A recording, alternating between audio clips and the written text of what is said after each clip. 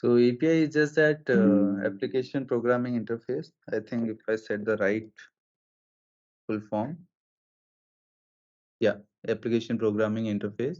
So where any two computers interact with each other.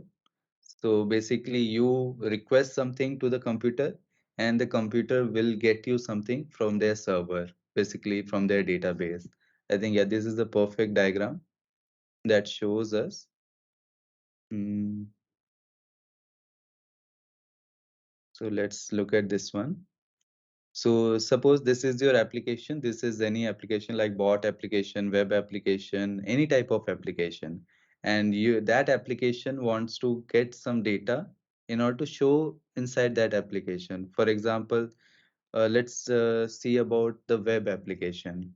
So let's, for example, you create something like, let's take a login example. You are trying to log into a web application. You enter your username, your password, and the application needs to validate those credentials. So how they do it?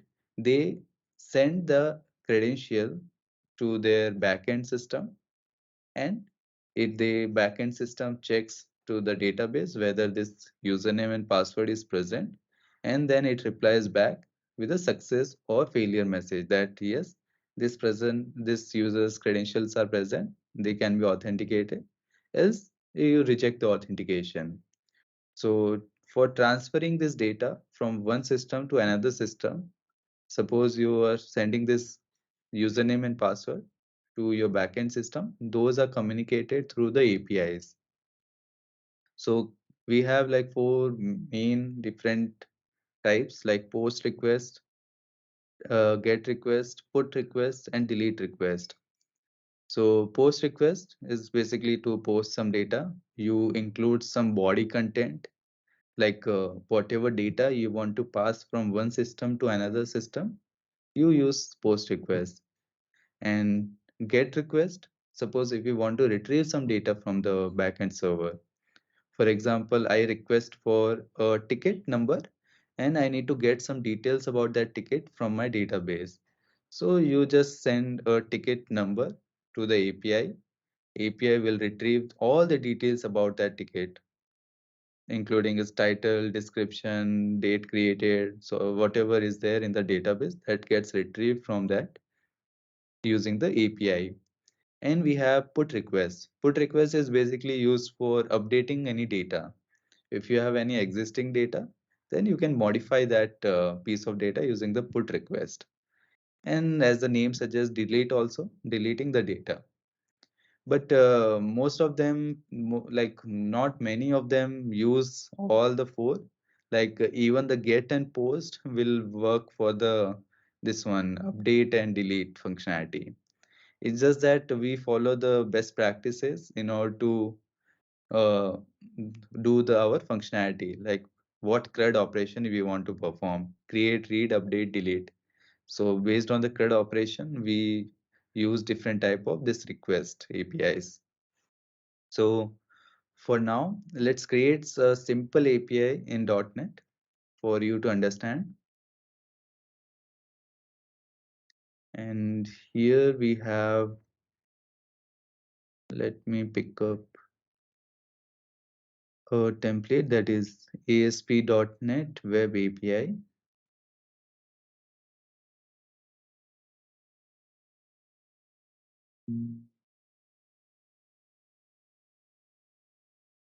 Yeah, here we have. And let's give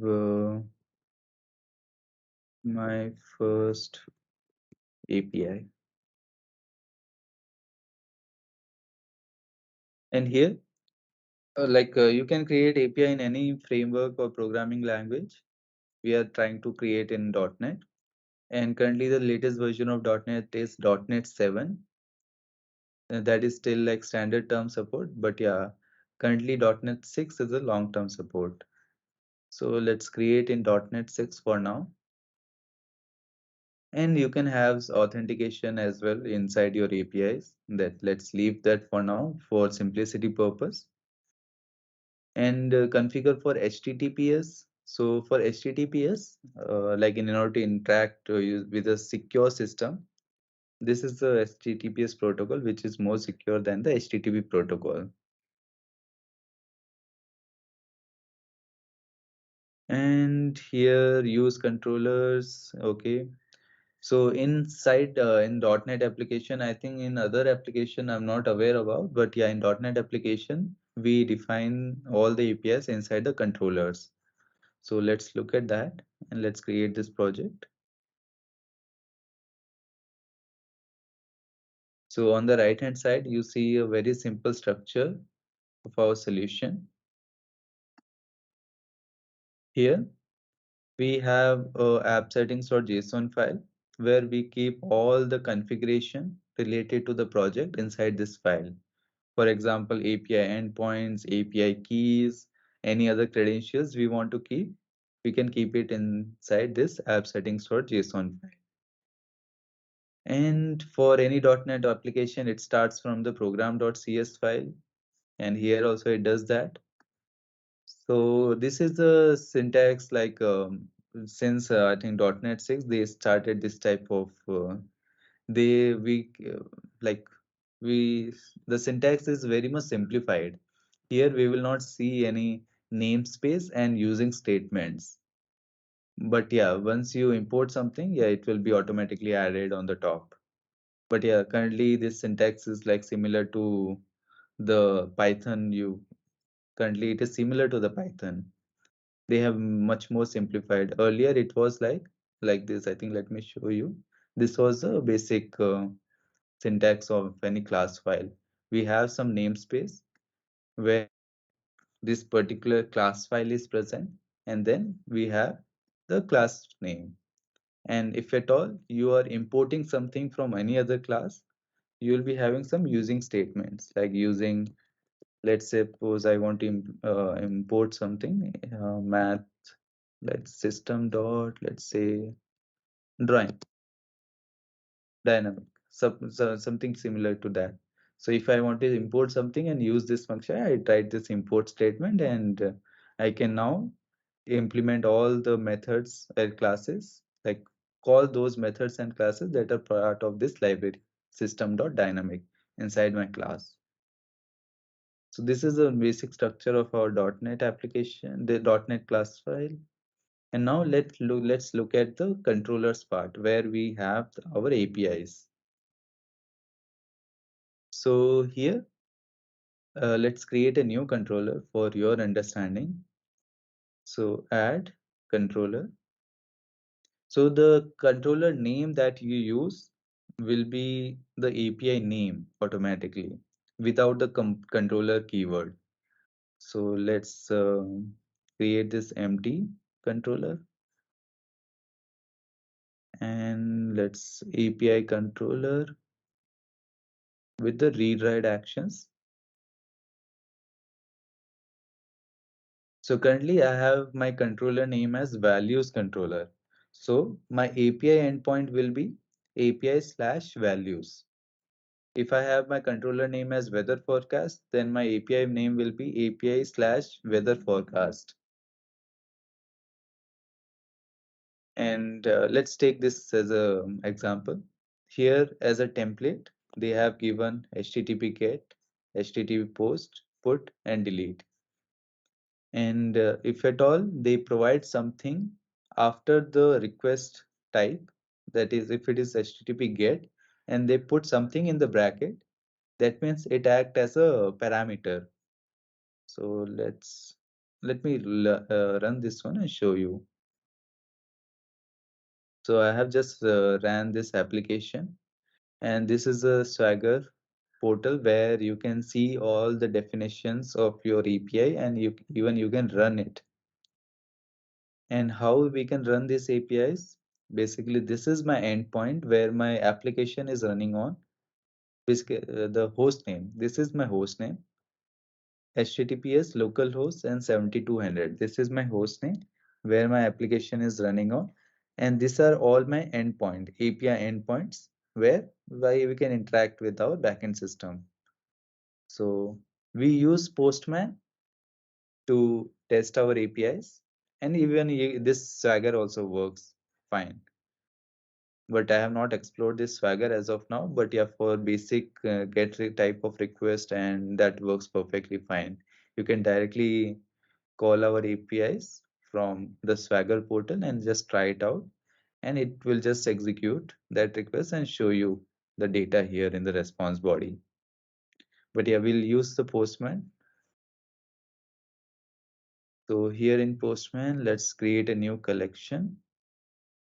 Collection is basically where you can include all the APIs related to a project. So let's say my API, and under collection, I'll be adding a request. I can add any request type. So here is all the request type that are available. We just discuss about get, post, delete, and yeah, put. So these are the basically the commonly used request type, and currently they have like most of other request types as well. So let's focus on the get request. So here is the request URL that we have to put. First, we give our host name, then we type API, the endpoint we have to type. So how that API came here? Because we defined it over here, route. So you can check the route where your API endpoint will be pointing to. So here is the API slash controller. So our controller name is the values.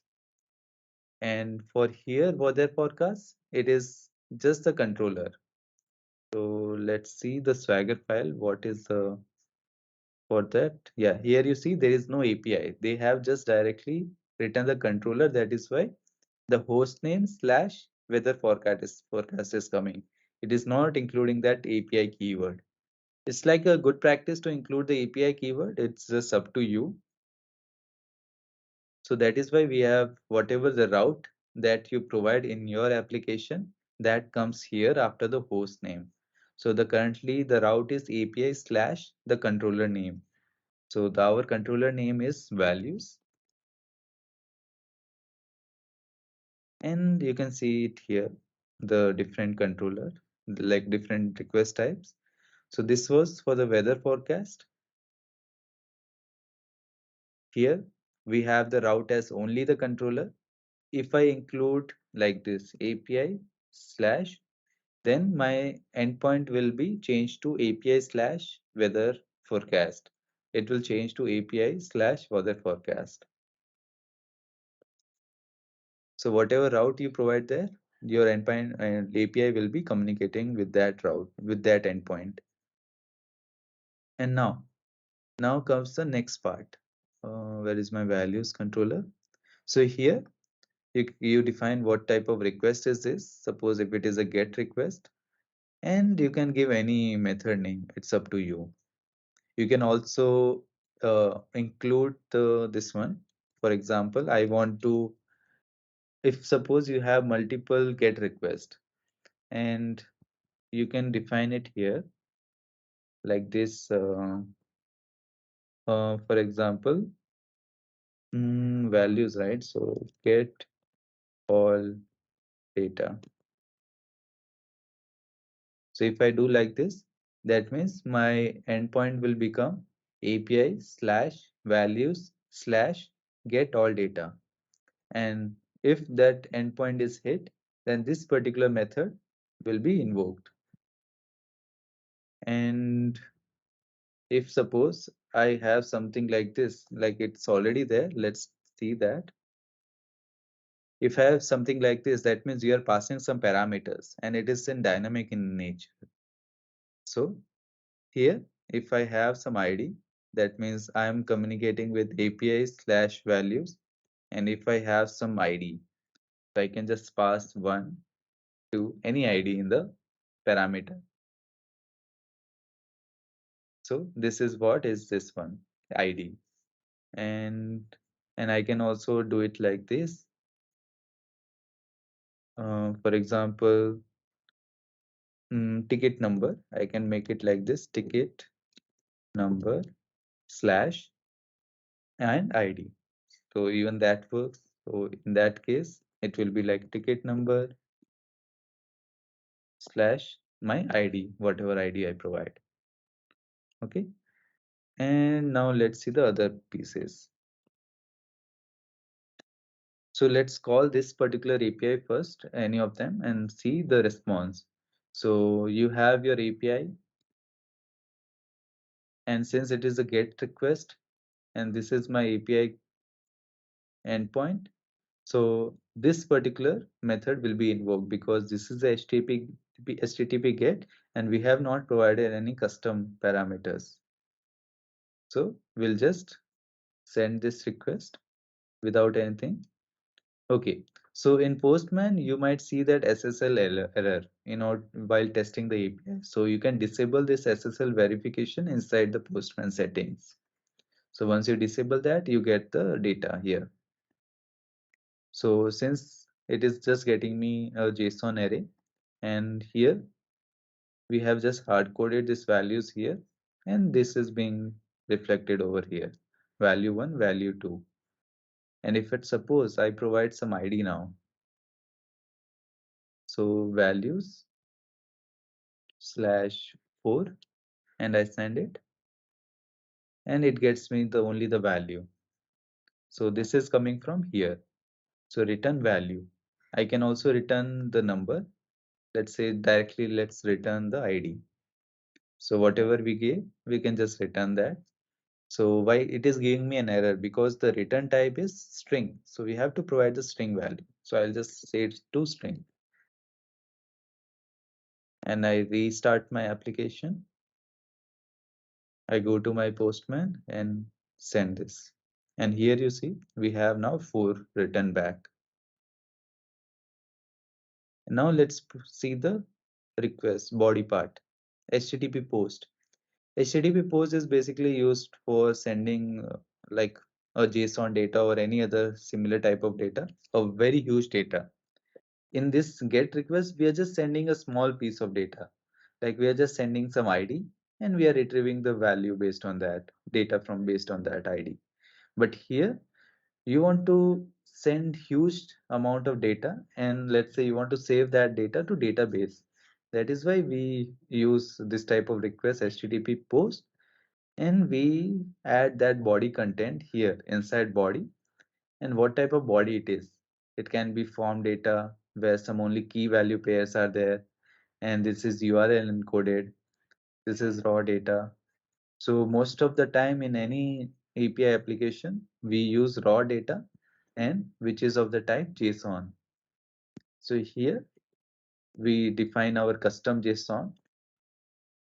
So like in my, let's suppose in my web application, I want to call this particular API and I want to send user details and save it in my database. So here I'll prepare that this JSON inside my web application and send this particular JSON along with this endpoint, basically request, and it will put all the data inside my database.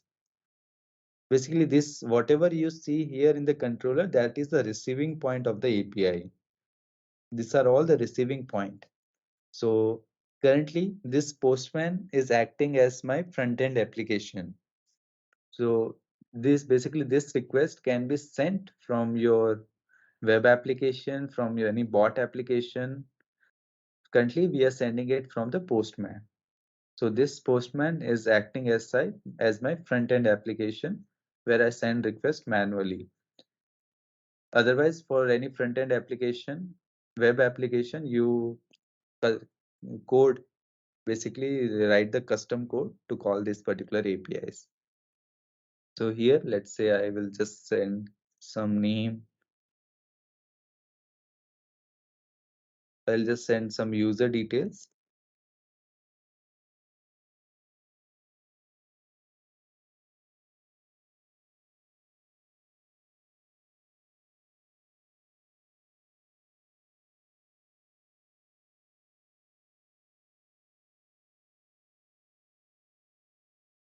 Okay. So I want my API to retrieve this data from my controller and basically send that data to the database, store that to the database. So I'll just call my API values because my endpoint name is only the post request without any extra parameter such as ID. It's just a simple post request and it gets me the body content. So I'll just let me just modify this piece of code so that I can return that as a string value. Okay, since there is no return value for this particular method, what it means that you're just posting the data, you're not expecting something in the return. So we can modify this as let's say string so that we get something in the reply back. Let me show you without that and see what happens. So I'll just send this request. Okay, I have to change this to post request because currently it is still pointing to the get method. So I'll just change that to the post request and send. And here we have to, yeah, first we have to run this application and see. Okay, what now error says the JSON value could not be converted to system.string.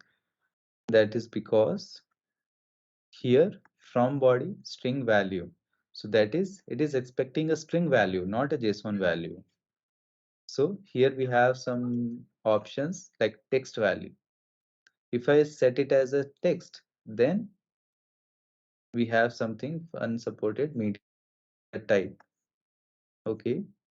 What type of data we can send?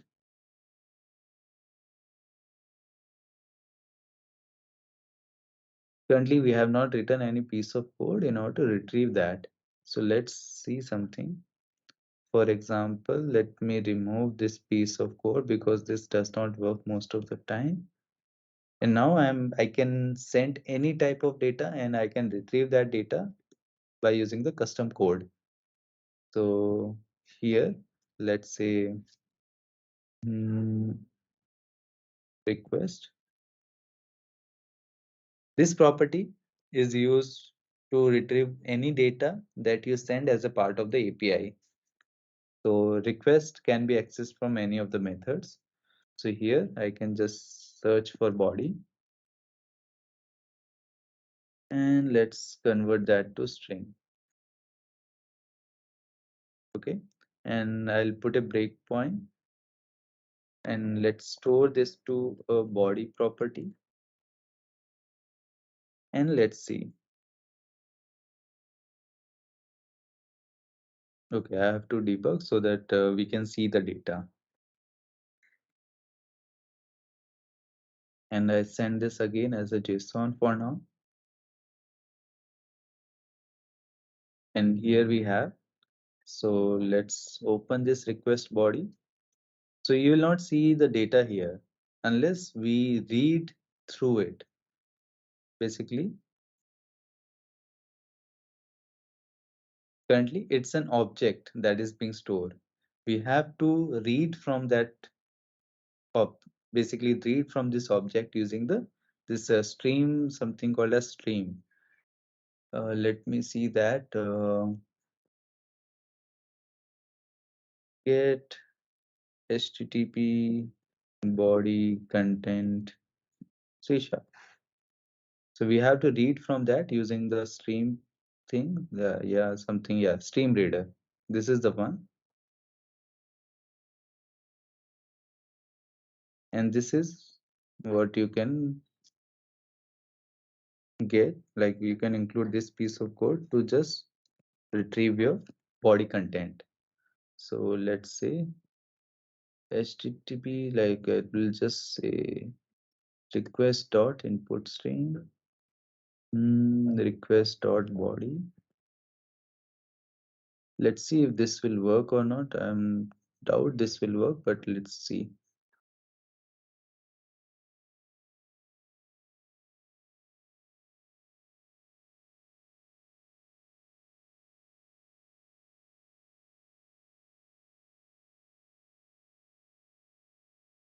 There are like different ways in every programming language to retrieve the data.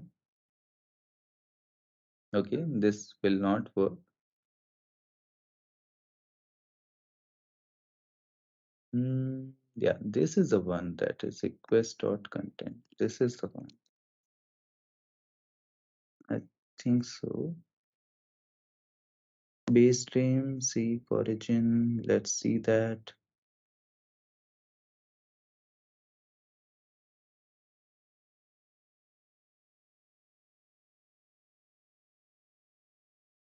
And here you see, so this is acting as a await. So that means it is a synchronous request. In order for this to work, you have to make your method async. So if you are using await and async, basically if your method is async, you have to have this await keyword inside your method. Request dot, okay, even this will not work.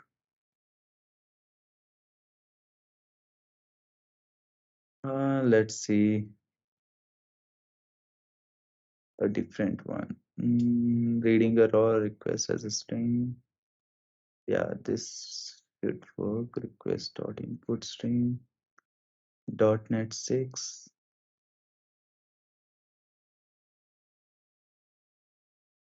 Let's look at our own repository. Why to waste some time? So let's look at mm,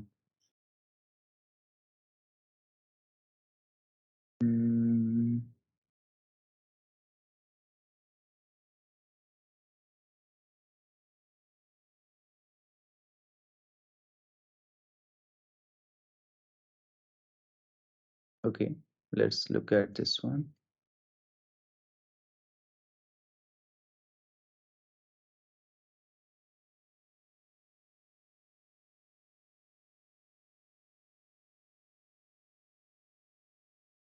Okay, this is the one.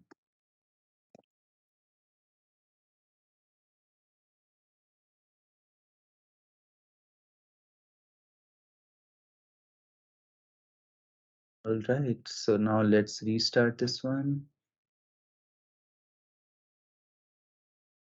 Send a request. And here you see the request body. So now that particular JSON is now converted to a string value. And in order to convert back to the JSON, in order to retrieve the values, so how we do it? We use the JSON object. So we create this JSON object, J object, Control Z, and we have to import this from the Newtonsoft library. So I can hover over this one and install the package Newtonsoft JSON. Basically, this particular class can be accessed from this library, Newtonsoft JSON. So now I can create an object for this one. So let's say request object. And I need to parse. Basically, whatever the string value I have, I need to parse that and convert that to a JSON object. Now I can retrieve all the data from that JSON body. For example, if I want to retrieve the name, so this is how I can retrieve.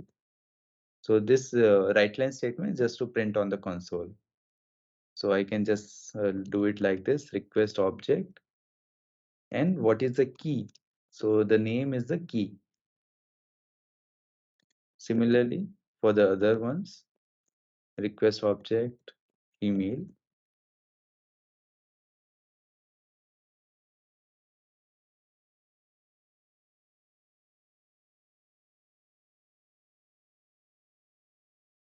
So is this correct? Contact.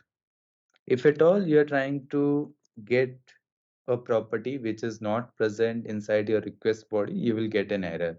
So it's always a good practice. You first check if that property is present or not. Then you try to retrieve that data. So for example, let's print something on the console.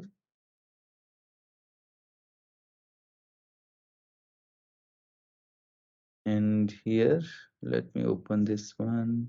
Here, we move next, next, name, and where is our console window? I guess somewhere inside this application, we cannot see that console window only. Let's see, debug. Nope, this application does not have that. No problem. So here you can just hover over this one and let's store that to a property so that you can see the data. So let's say string name equals to this one.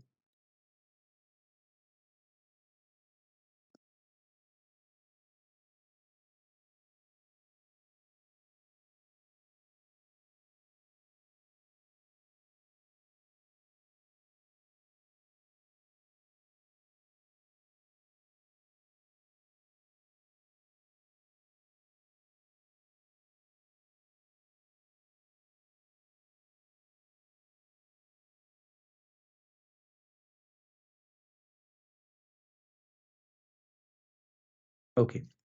So here why it is showing like this, there's an error because whatever when you try to extract the data using the JSON object, currently this piece is of type object and we have to convert that to a string in order to retrieve its value. So we typecast this one. So we typecast it as string because we are expecting a string value. If you are expecting an integer value, you can typecast to integer. And if you're expecting a double value, then you can typecast to a double. Yeah. So like whatever the data type you typecast with, make sure your property name, variable name is of the same data type. So currently we'll typecast this to string.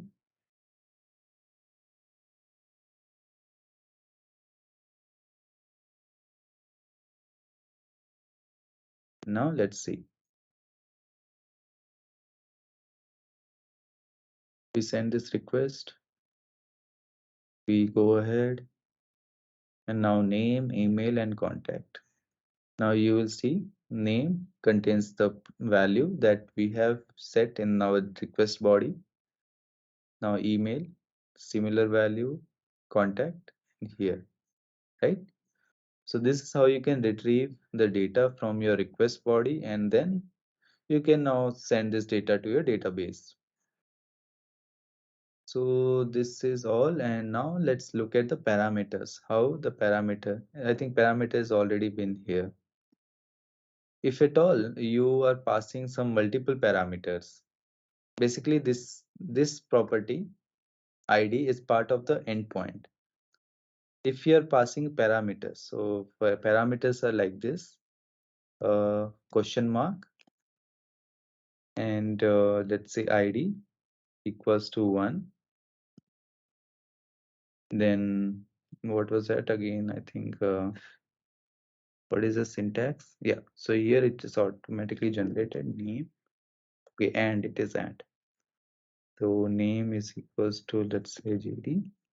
And this is how you can pass the parameters to your request. So here I can just get rid of this body. Currently I am not passing any body content. I am just passing the parameters. So here question mark, the key and its value, then and the key, its value. If you have only one, you can just keep only one like this. If you have multiples, and remember this is URL encoded. If you have something as like this, let's say space, currently it is shown like this space, but when it reaches there at the backend, that will be converted to URL encoded parameter. Basically, space is converted to HTML encoded value. So space HTTP encoded.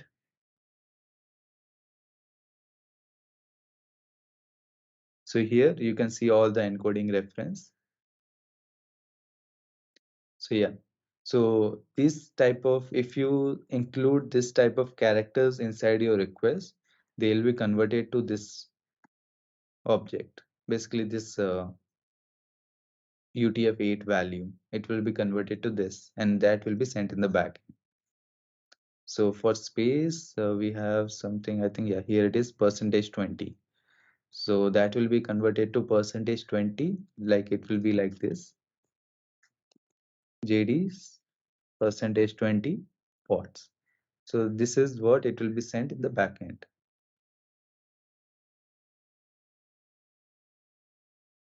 Okay, and how you can retrieve them? Let's use, let's make use of this guy. It is HTTP GET, and yeah, let's make use of this one.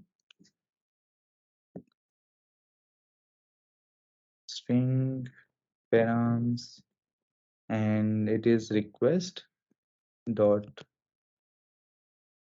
request dot where it is present query. Yeah, I think this is the one. Request dot query, and I doubt this is the one, but let's see what we have provided. ID. Let's take it as name because ID we already have it here. Or let's get rid of this method. Comment this out. And let's get rid of this one, this one. So yeah, currently it is showing me this error because params is like what we say keyword in .NET. So let's say param. And yeah, so what's the return type? It's let's convert that to string. Let's see if I can just retrieve this value. So ID name, and it is a get request. Why is error? Because not all code returns a value. So let's make it void for now. Void means you're not expecting to return any value. If you set some data type here, that means you want to retrieve that particular data type value. So currently we are not retrieving anything. Let's run this.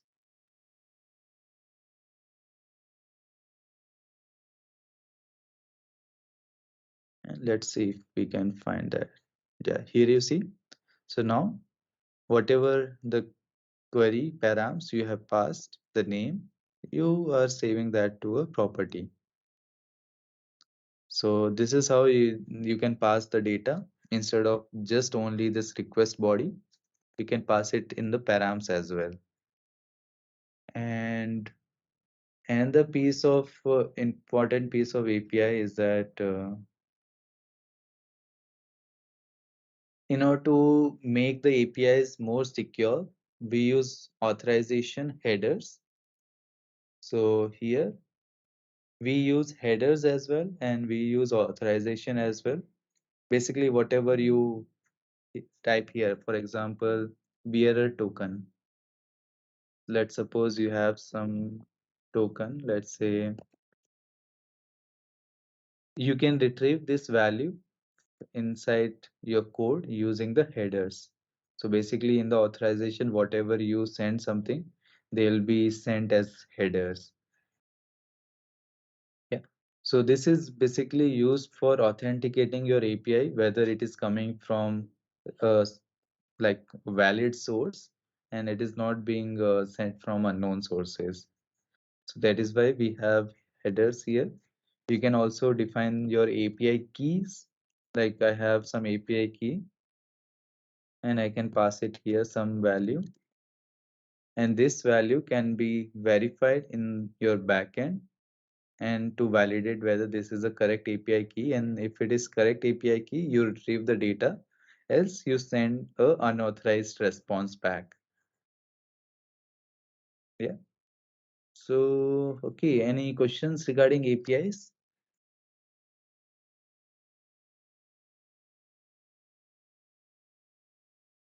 Sir, is these APIs are free? So yeah, regarding the hosting. So Okay. since now we created this four different, we have one API, but this four different endpoints, right? So Hmm. we can host this to any cloud location, and it's up to the cloud provider based on their pricing tier, and we will be charged. So I think if you host this to Azure in a free app service plan, then we can communicate with this particular API as a free. So for example, if I host this to Azure, then my host name will change. So my Okay. website, like wherever my my API is being hosted, it will be something like that. My API dot Azure website dot net. So my host name will change to my deployed host name, and the endpoint remains the same. So it's up to your hosting provider, whether they charge or something like that. Sir, I was watching one video related to APIs. So they were telling about some apps like IRCTC and Zomato. Mhm. What is it? Sir, how API works there? Okay. Sir, So IRCTC is again the simple. You also already know. It's our railway ticket booking. So even they use every web application that is there on the internet. They all use APIs, unless it is only a static website. If it is a fully working and if it involves some data, then they all use APIs. And even IRCTC use API in order to communicate with their backend servers. So if I show you that, let me show that you can go to any website. For example, let's see the IRCTC, and you can open the inspect tool. And under network, you can see the various requests that is happening from this application to some backend application, and your API will come here as well. For example, uh, I request some trains from this to this at this date. What I'll do, I'll search this one, and here you will see a search request going in the backend. So I think let's see. It's difficult to see it from here, but let's see. Preserve, fetch. Yeah, I think let's filter based on this one. These are all the videos which is being fetched. Let's see what is TC, e-ticketing, protected maps. I think this should be the request. Yeah, this is the request. So this is the request that they have sent. So this is their request URL. IRCTC e-ticketing protected maps. So this is their endpoint URL, and it is a post request. And here under payload, basically this is a JSON that is being sent from this front-end application to their back-end application. So they have created this JSON, concussion booking. So these are all the properties that they have set. Destination status station is Mumbai, and source station is Udupi. Quota, what is the quota? Date. So this is a request that I have set in this UI, and this is being sent in the backend. And if I see the response now, this is the preview, and here you can see all the response. That is quota list. So you'll see the quota list here in the drop down. I think somewhere here. This is what is being written, and along with the train between station, and this is the list of trains. So if you see here, these are all the list of trains that are from here only. And under each train, you have all these parameters. So those data has been parsed and mapped into this UI. Yeah. So this is all the data which is coming from their backend system, and they are like converting because they have like created this front end application, and they are just binding this backend data with this front end properties that they have set. okay, sir, got it. Yeah. Okay. Yeah. Any other questions?